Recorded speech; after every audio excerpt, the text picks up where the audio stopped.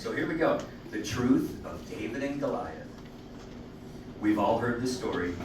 The boy with the sling, the giant with armor. Sunday school paints it as impossible. The shepherd should never win. But Malcolm Gladwell, he reminds us that's a serious misunderstanding, a serious misreading. David was not the underdog. In the armies of the ancient world, slingers were elite. They were the kids, they weren't kids chucking pebbles. They were the world's great archers of their time, the long-range snipers. A trained slinger could hit a bird mid-flight, strike an enemy at 200 yards, and the stone leaving the sling carried the stopping power of a firearm. That's what David carried into the valley that day. Not luck, not miracle, skill, cold skill. And who was Goliath? He looks invincible, 9 feet tall, drowning in bronze, but the very traits that made him feared made him vulnerable. He was slow, bound by weight, locked in close combat. And the academic text even hints he could barely see. He had to be led into the valley. He shouts, "Come here so I can fight you," because at a distance, he's useless. Many believe he suffered from gigantism. It's a condition that grants size, but often clouds vision, slows reflexes, weakens the mind and the body. So no, he wasn't some mythical monster. He was a big man in too much armor, squinting directly into the sun, waiting for a fight he could no longer win. But here's what we forget. David is the only one who steps forward. The armies of Israel trembled. Men with swords stay rooted in place, shields rattling in their hands. And even the king tries to pawn the job off. And a boy, a shepherd, he said, "I'll go."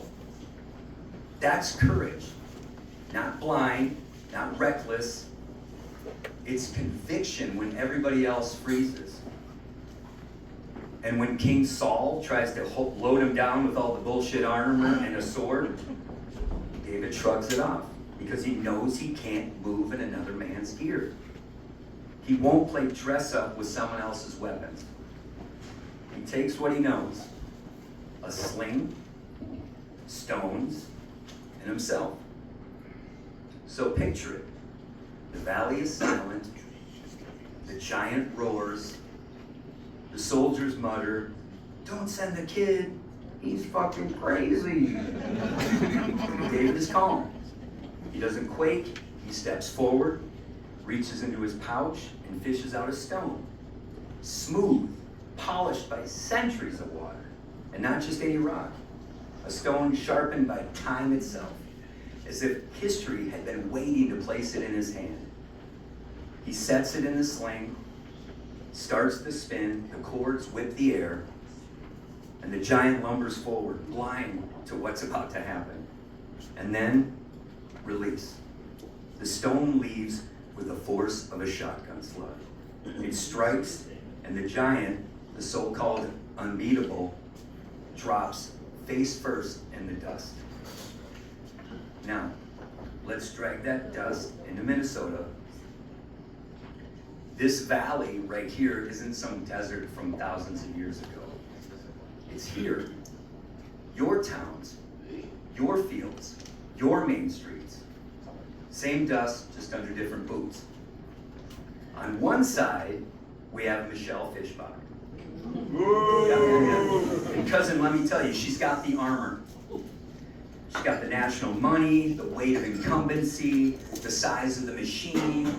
She looks like Goliath. But armor slows you, money blinds you, and size isolates you. Fishbach is weighed down by Washington's bronze. She can't move nimble. She can't sit at a table without that weight clanging around her. And then there's Erik Osberg. Yeah. Like David.